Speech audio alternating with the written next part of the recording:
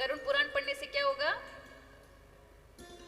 लोगों ने सोच लिया मृत्यु के बाद जो मर जाए ना महाराज, वाकई में गरुड़ पुराण पढ़नी चाहिए बस, और कभी नहीं, बंद करके रख दो।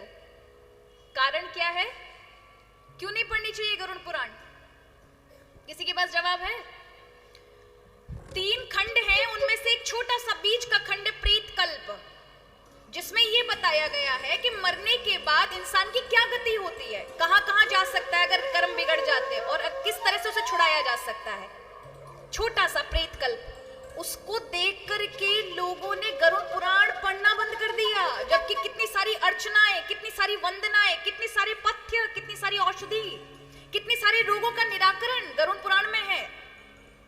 जो भगवान गरुड़ ने भगवान से पूछा था, बहुत सारी निधियां हैं, कई प्रकार की शास्त्र हैं, कई प्रकार की नीतियां हैं, पर लोग महाराज गरुड़ पुराण केवल किस लिए पढ़ना का बना लिया है, जबकि कहा है जो गरुड़ पुराण पढ़ लेगा उसका जीवन खराब नहीं हो सकता, उससे ठीक से चलाना आ जाएगा जीवन। कई लोग कहते हैं महाभारत नहीं पढ़नी चाहिए, नहीं तो घर में महाभारत हो जाएगी। अरे महाभारत पढ़ लोगे तो रिश्ते कैसे संभाले जाते हैं, रिश्तों में चूक कैसी हो जाती है, तो क्या हश्र होता है, ये सीख जाओगे। और गरुड़ पुराण पढ़ लिया तो जीवन कैसे जीना चाहिए यह अकल आ जाएगी। और भगवान की भक्ति के तो इतने सारे सब कुछ भरे पड़े महाराज, पर गरुड़ पुराण महाराज नहीं पढ़ना। कब पढ़ना है?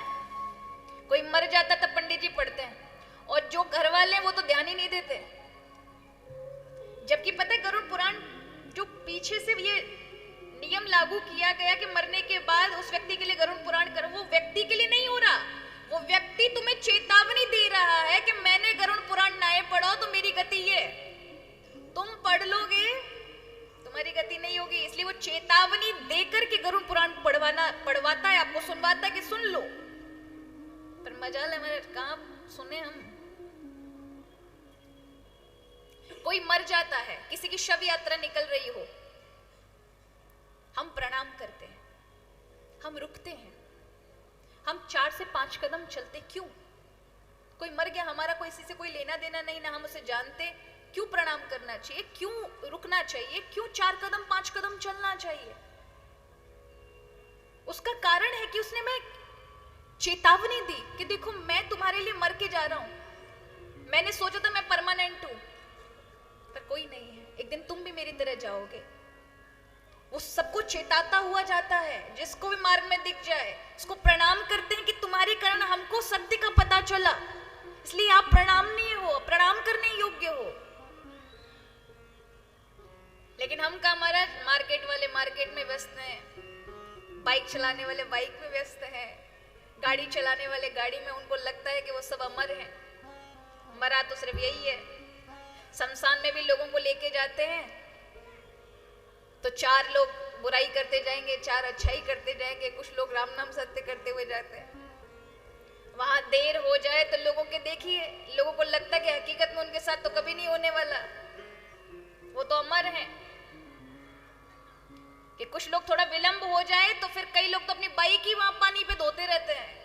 कई लोग होते हैं, अरे कब होगा, जल्दी करो जल्दी करो। मुर्दे से ज्यादा उन लोगों को ज्यादा जल्दी होती है।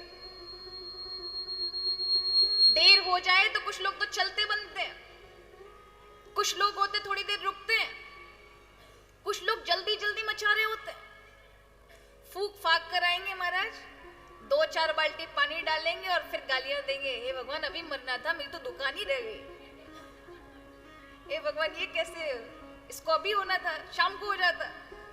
ये क्या है? हम ये समझ ही नहीं पाते। कितनी मूर्खता है कि हमको लगता है कि हम तो महाराज परमानेंट रहने वाले हैं, या किसी का ठिकाना नहीं है। वो मुर्दा इसलिए प्रणाम नहीं है कि उसने हमें बताया कि कुछ भी नहीं है, सब एक दिन ऐसे ही छूटेगा। जैसे मैं सब छोड़कर जा रहा हूं,